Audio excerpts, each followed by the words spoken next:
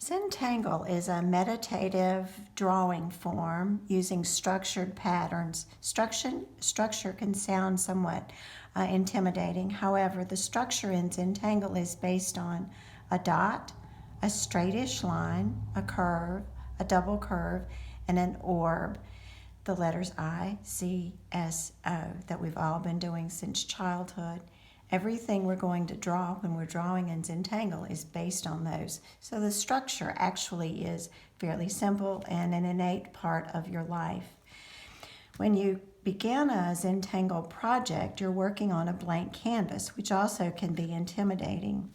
For that reason, we begin with a pencil. The pencil marks will disappear.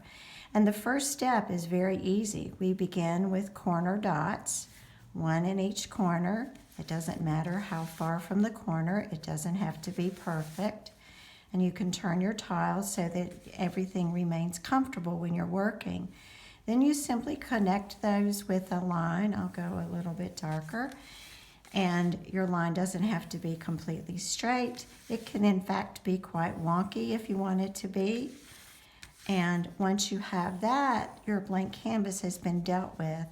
Then after that, you can even divide this and make the space you're working in smaller by doing something called a string. Let's just do a simple string. Let's just do some crazy kind of arc across the middle.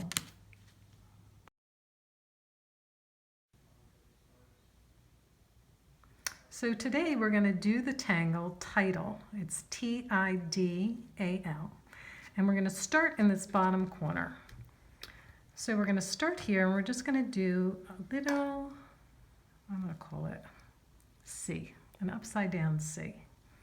And then we're going to come to this line and we're going to come to the middle of that C and connect it. And then we're going to step over a little bit, leaving a space and coming back over and connecting it to the line.